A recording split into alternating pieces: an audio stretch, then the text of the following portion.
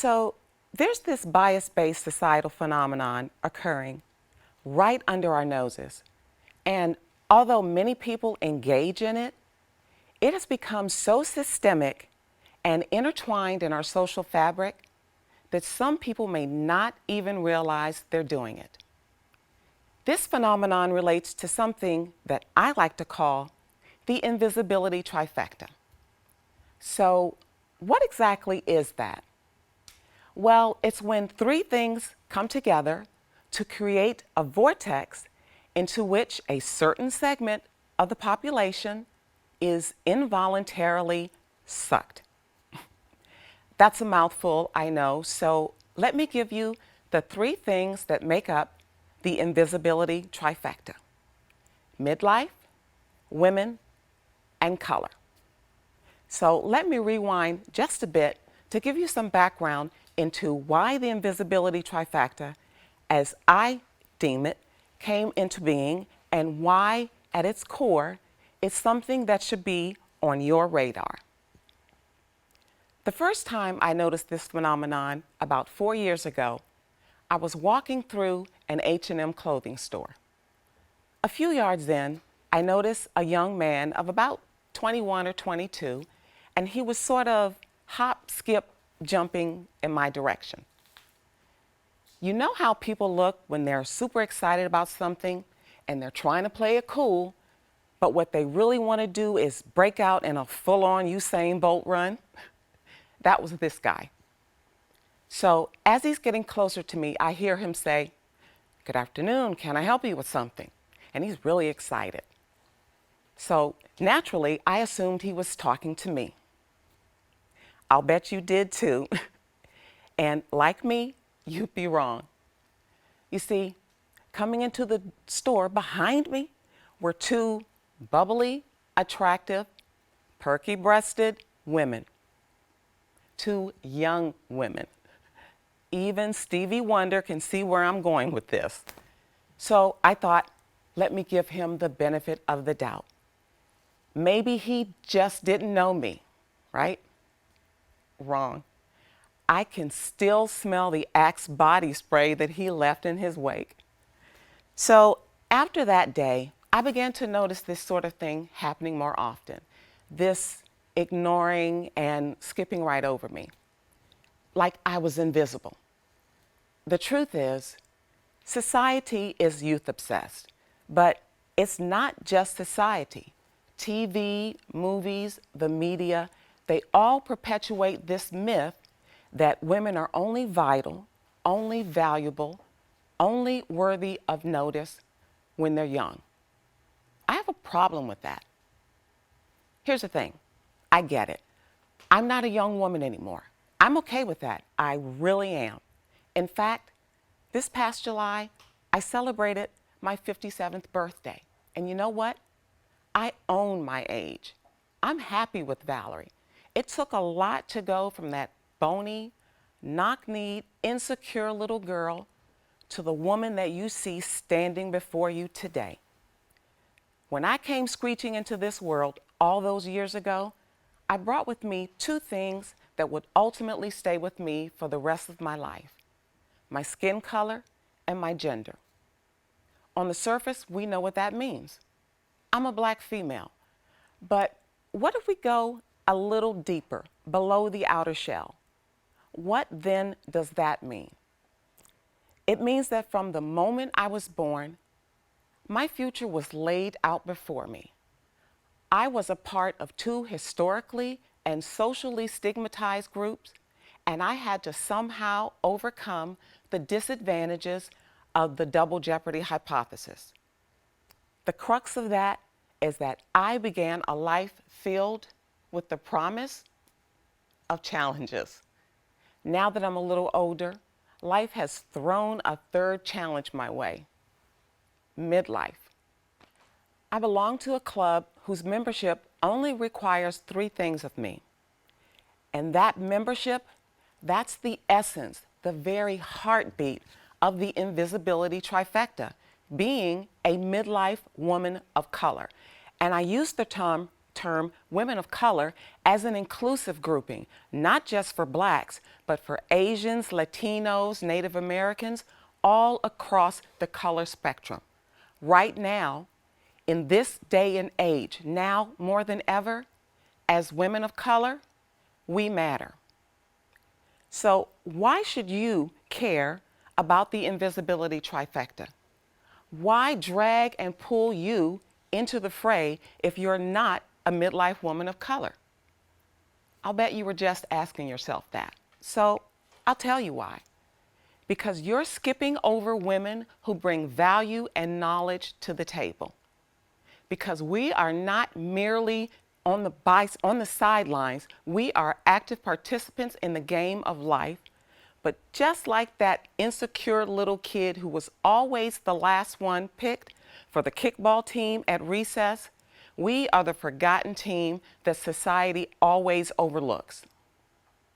Could it be that midlife women of color are crippled by the social narrative that says we are no longer vital, no longer relevant, or we no longer matter?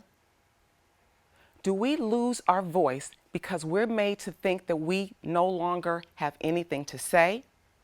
Or do we lose it because no one is listening?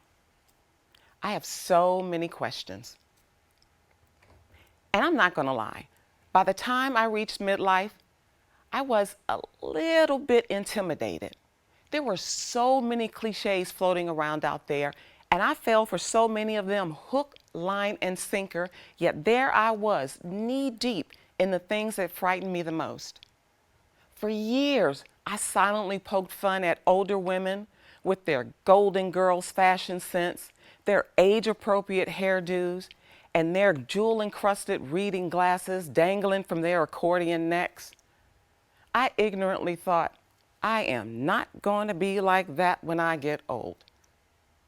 But here's the thing about old. Old is a relative term. To a 4-year-old, a 12-year-old is old. To a 12-year-old, a 25-year-old is near ancient. To a 25-year-old, a 45-year-old has one foot in the grave and the other one on a banana peel. The fact is, many midlife women say they feel invisible, and they're not imagining it either.